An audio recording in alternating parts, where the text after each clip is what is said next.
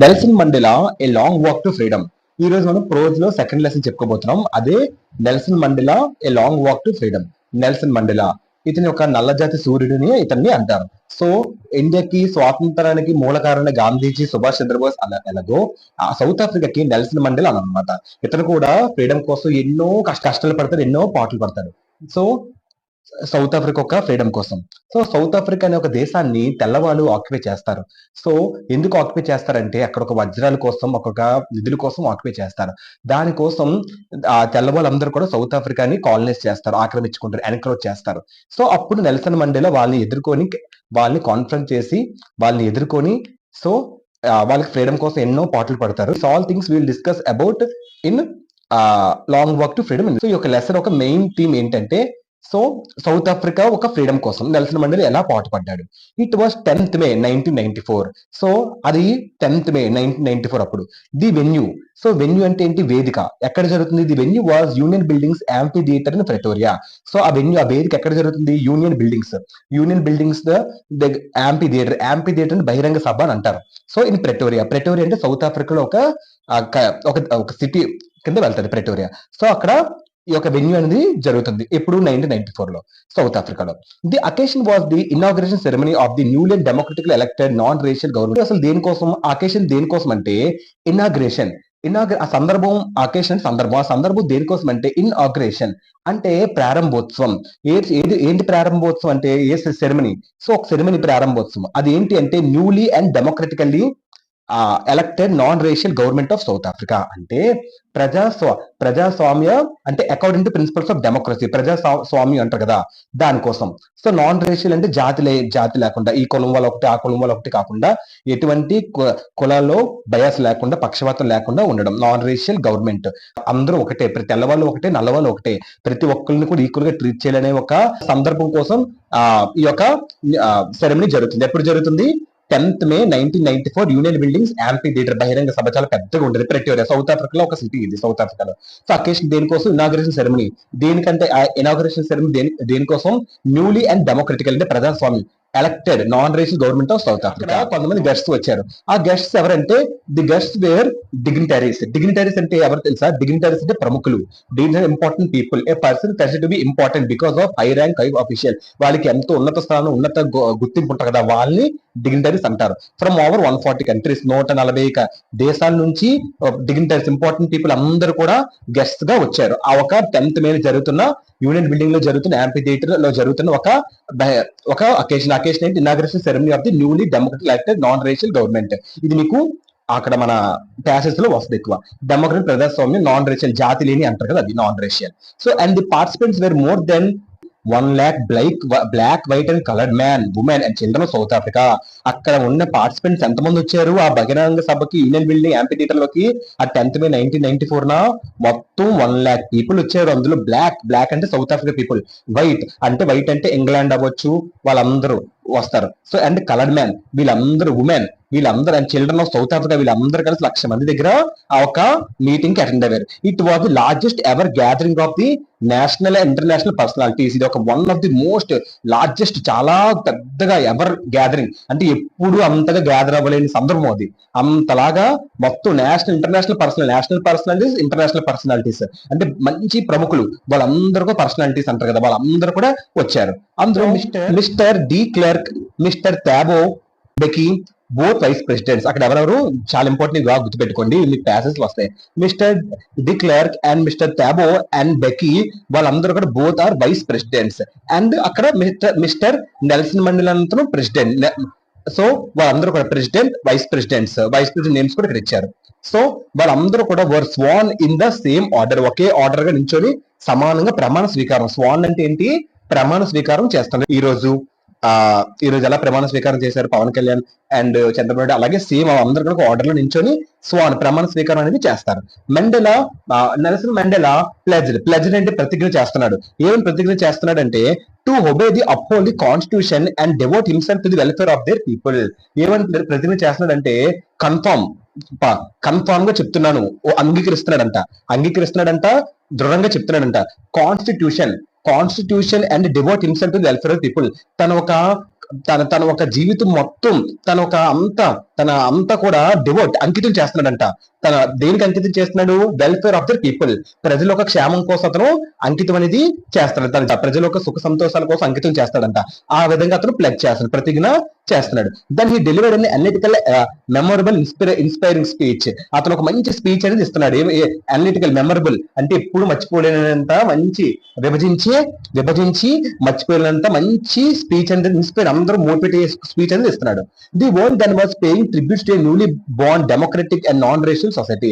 మొత్తం ప్రపంచం అంతా కూడా paying tributes, newly born democratic non racial సొసైటీకి ట్రిబ్యూట్ ఇస్తున్నారు. They had no diplomatic relations with the world till then. ఇప్పటి వరకు డిప్లొమాటిక్ రిలేషన్స్ అని లేవు. What is means the diplomatic relations అంటే skill of managing international relationships. So South ఆఫ్రికాకి international తో అంటే వేరే దేశాలతో రిలేషన్షిప్స్ అనేవి లేవు. సో ఇప్పటి వరకు అనేవి అవి లేవు. అది ఆ విధంగా నెల్సన్ మండేలా చెప్తున్నాడు. అసలు సౌత్ ఆఫ్రికా అనే దేశాన్ని ఇందాకే చెప్పాను, ఇంగ్లాండ్ యూరోప్ కంట్రీస్ అన్ని వచ్చి ఆక్యుపై చేస్తాయి. ఎందుకు ఆక్యుపై చేస్తాయి అంటే సౌత్ ఆఫ్రికాలో డైమండ్స్ అవన్నీ ఉంటాయి. సౌత్ ఆఫ్రికా కింద భాగంలో, ఆఫ్రికా కింద భాగంలో అవన్నీ చూసి దాన్ని ఆక్యుపై చేస్తారు. ఆ ఆక్యుపై చేసి వాళ్ళందరినీ వాళ్ళ దగ్గర వీళ్ళు నొక్కి ఇదొక వాళ్ళనే ఒక పని చేయించుకుంటారు. అంటే ఒక బానిసలుగా స్లేవ్స్ గా చేయించుకుంటారు. సో స్లేవ్స్ గా చేయించుకుంటే దానివల్ల నెల్సన్ మండేలా చాలా కష్టపడతారు. నెల్సన్ మండేలా మళ్ళీ లేనివాడికి చాలా రిచ్ అయినా సరే వాళ్ళ పేద ప్రజల కోసం తన జీవితం మొత్తం సమర్పిస్తాడు, డెవోట్ చేస్తాడు. దానికోసం ఇతనేమొచ్చి ఇతను ఎదుర్కొంటాడని చెప్పి వాళ్ళు ఒక సంథింగ్ ఒక దాంట్లో ఇతన్ని ఒక ఆర్గనైజేషన్ లో ఇతన్ని సంథింగ్ ఇరికించి ఇంప్లికేట్ చేసి ఇతన్ని 27 years జైల్లో, ఇంగ్లాండ్ కంట్రీ మొత్తం ఇతను 27 years అంటే తప్పుడు ఫాల్స్ స్టేట్మెంట్స్ అన్ని పెట్టి 27 years ఇతన్ని జైల్లో పెట్టించేస్తారు. ఇతను అంటే తెల్లవాళ్ళకి అడ్డుపడుతున్నాడని. సో నల్లవాళ్ళ ఫ్రీడమ్ తెల్లవాళ్ళు తీసుకుంటారు డైమండ్స్ కోసం. వాళ్ళదే డైమండ్స్ వీళ్ళు తీసుకొని వాళ్ళ దేశంలో అమ్ముకొని మళ్ళీ వీళ్ళే అణిచివేసేస్తున్నారు, ఆపరేషన్ అంటే తొక్కేస్తున్నారు. అది ఒక మెయిన్ కంటెంట్. సో ఇప్పుడు ఇక్కడ but on that day the world was present there to feel proud of a common victory for justice, for peace and human dignity. So on that day ఆ రోజు ప్రపంచం అంతా కూడా హాజరైంది. చాలా గర్వంగా, టు ఫీల్ ప్రౌడ్, చాలా గర్వంగా ఉన్నారు. సో ఒక common victory for justice, for peace and for human dignity. So మనిషి యొక్క శాంతత కోసం, మనిషి యొక్క భద్రత కోసం, మనిషి యొక్క డిగ్నిటీ కోసం చాలా ఒక విజయం అనేది వచ్చింది. అది ఎవరు? నెల్సన్ మండేలా వల్ల. నెల్సన్ మండేలా ఒక మెయిన్ ఉద్దేశం ఏంటంటే ప్రజలందరికీ కూడా శాంతినిస్తూ ఉంటాడు, ప్రశాంతతనిస్తూ ఉంటాడు. అందుకే అతనికి నోబెల్ పీస్ ప్రైజ్ అనేది అతనికి వచ్చింది. ఆ మనుషులందరూ కూడా లిబర్టీ ఉండాలి, విముక్తి ఉండాలి, ప్రజలందరూ కూడా కష్టాలు పడకూడదు, విముక్తి ఉండాలి, స్వేచ్ఛ ఉండాలి అనే ఒక మెయిన్ ఉద్దేశంతో నెల్సన్ మండేలా ఎప్పుడు ఉంటాడు. World was present they to feel proud. ఇప్పుడు వాళ్ళకి ఒక విక్టరీ వచ్చింది. ఎందుకు? జస్టిస్ ఫర్ పీస్, శాంతి కోసం. అంటే అసలు యాక్చువల్ గా ఏంటి, తెల్లవాళ్ళు వీళ్ళు ఒక పీస్ అంతా లాగేసుకుంటున్నారు. సో వాళ్ళకు శాంత భద్రత అంతా వీళ్ళు తీసేసుకుంటున్నారు. ఇప్పుడు వచ్చింది వాళ్ళ పీస్ కి ఇప్పుడు న్యాయం వచ్చింది. హ్యూమన్ డిగ్నిటీ ఇప్పుడు వచ్చింది. హ్యూమన్ డిగ్నిటీ ఒకప్పుడు వాళ్ళు ఒక పురుగుల కంటే హీనంగా చూశారు. ఇప్పుడు వాళ్ళకొకంటూ హ్యూమన్ డిగ్నిటీ వచ్చింది. సో ఇదంతా చాలా గొప్పగా చెప్తున్నారు. సౌత్ ఆఫ్రికా ప్రతిజ్ఞ చేస్తుంది to liberate all their people from continue bondage of poverty, deprivation, suffering, gender and other. ఏమని చేస్తుంది? టు లిబరేట్, స్వేతనిస్తుంది, విముక్తిస్తుంది.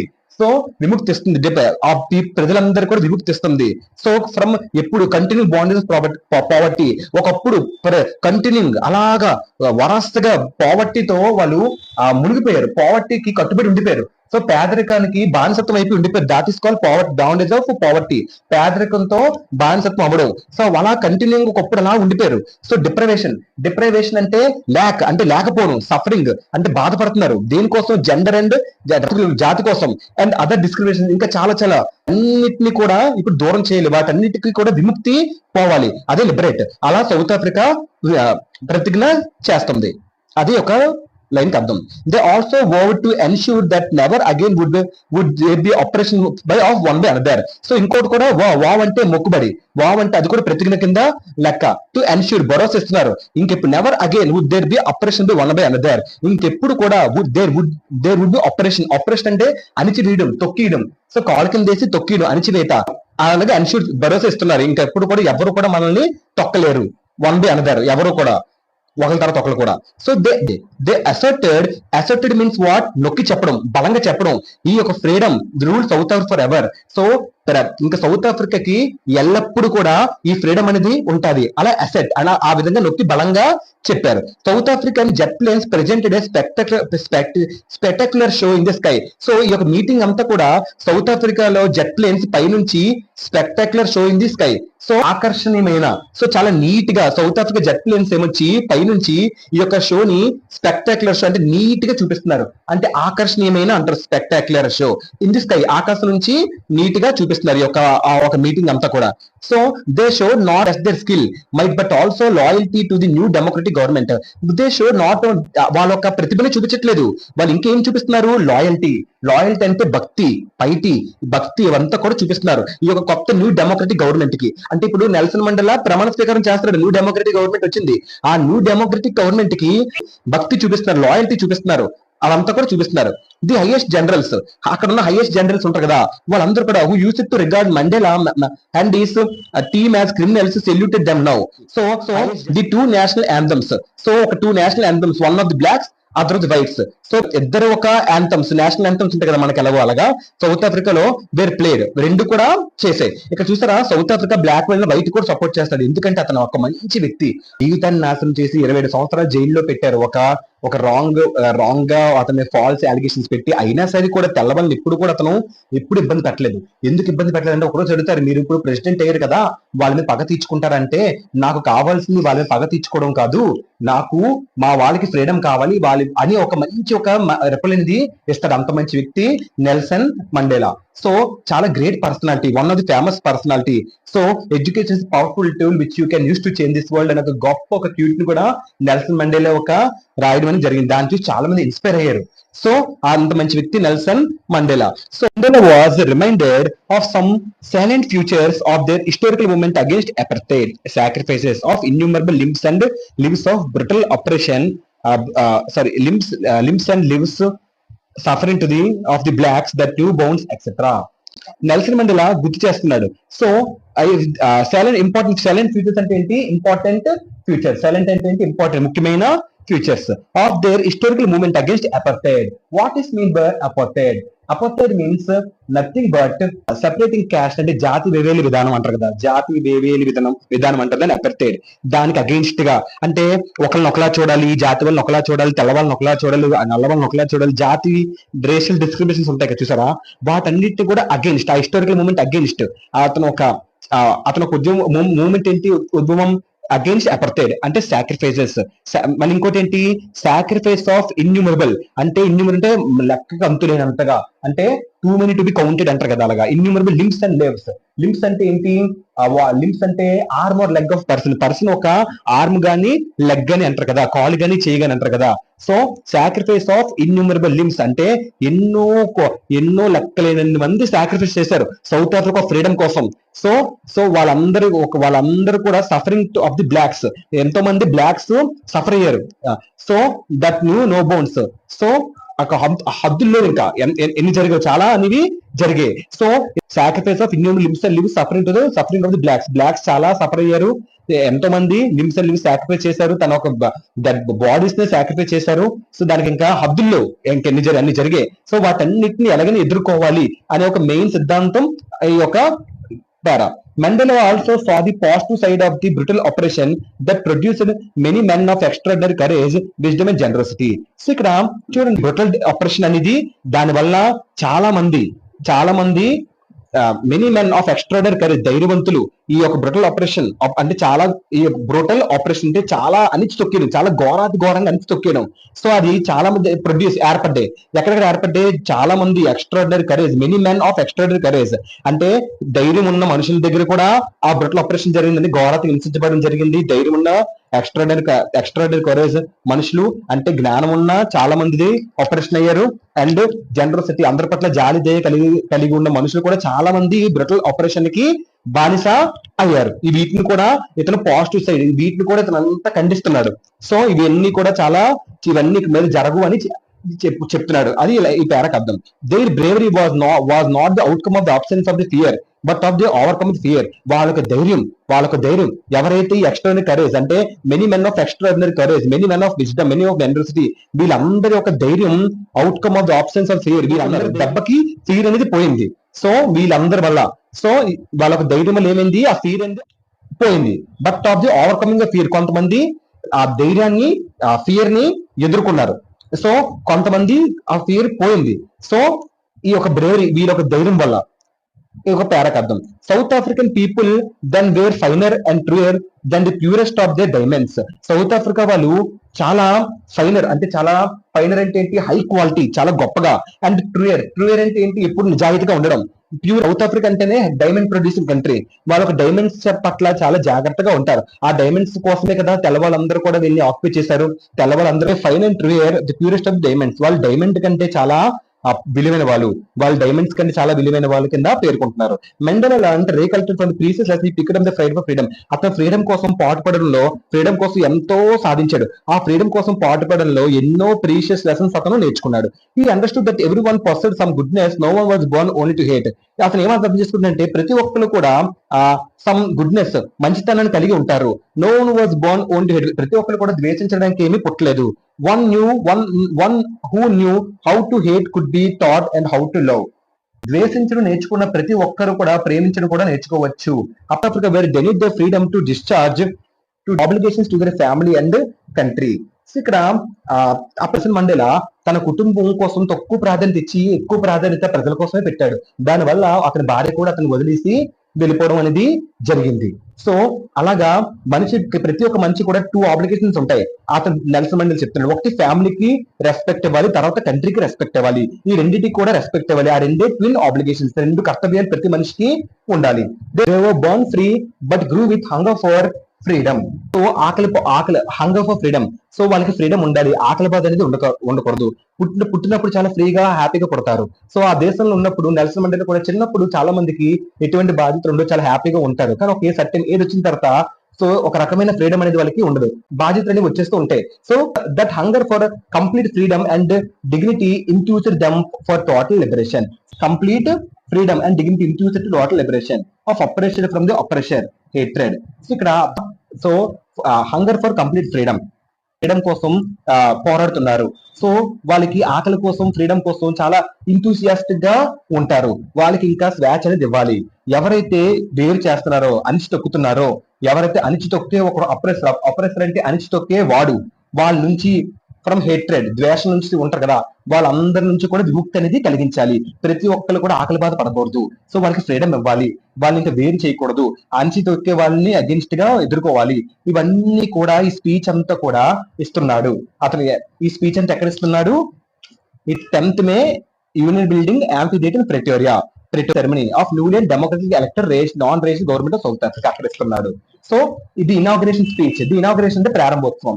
వాజ్ మార్క్డ్ విత్ మెమరబుల్, అది ఒక మెమరబుల్ స్పీచ్ గా, మెమరబుల్ డే గా అతనికి మారిపోయింది. అండ్ ఇన్సైట్ఫుల్ టాక్, ఇన్సైట్ఫుల్ అంటే చాలా తెలివైన, ఇన్సైట్ఫుల్ టాక్ చాలా తెలివైన వాక్యాలు by Nelson Mandela about the long walk to freedom.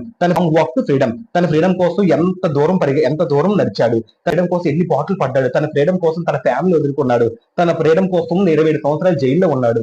So అంత గొప్ప వ్యక్తి, నల్లజాతి సూర్యుడు అని అంటారు నెల్సన్ మండేలాని. సో నెల్సన్ మండేలా కోసం ఇంకా గొప్పగా చెప్పాలంటే అతను ఒక నాన్ వైలెన్స్, ఎప్పుడు హింస ఉండకూడదు అతనికి, ఎప్పుడు నాన్ వైలెన్స్ అంటే అతనికి ఇష్టం ఉండదు. యాంటీ అపర్టైడ్ యాక్టివిస్ట్, అతను ఒక నాన్ వైలెన్స్. అతను ఒక ఫస్ట్ బ్లాక్ ప్రెసిడెంట్, అతను ఏంటి ఫస్ట్ బ్లాక్ ప్రెసిడెంట్. సో 1994 లో అతనికి ప్రెసిడెంట్ గా వస్తుంది. సో అతను ఒక పుట్టింది July 18th. సో అతను ఒక అవార్డు కూడా వచ్చింది, నోబెల్ పీస్ ప్రైజ్. అతను one of the most important quotes ఏంటంటే education is the most powerful weapon which you can use to change the world. చాలా మంది ఫెయిల్ అయితే చాలా మంది బాధపడుతూ ఉంటారు. వాళ్ళ కోసం నెల్సన్ మండేలా గారు చాలా మంచి ఒక క్యూట్ ని ఇచ్చారు. Do not judge me by my success. నన్ను ఎప్పుడు నా సక్సెస్ నుంచి జడ్జ్ చేయొద్దు. జడ్జ్ మీ, నన్ను జడ్జ్ చేయండి. How many times I fell down. నేను సక్సెస్ సాధించినందుకు ఎన్నిసార్లు నేను కింద పడ్డాను. అండ్ గాడ్ బ్యాకప్ అగైన్, మళ్ళీ అన్ని సార్లు కింద పడి లేచాను. అది దాన్ని జడ్జ్ చేయండి, దాన్ని కూడా మీరు జడ్జ్ చేయండి. మీరు కూడా మంచి స్థాయిలో ఎదుర్కొంటారు. సక్సెస్ ని మాత్రం చూడండి, ఆ సక్సెస్ వెనక ఎన్నో ఫెయిల్యూర్స్ ఉంటాయి. సో ఇవన్నీ కూడా మనం గ్రహించాలి. So Nelson Mandela long walk to freedom. Hope you understand the lesson. ప్రతి word to word, line to line కూడా మీకు నేను ఎక్స్ప్లెయిన్ అనేది చేశాను. వీడియో కనుక నచ్చితే, లెసన్ కనుక నచ్చితే please like, share and subscribe.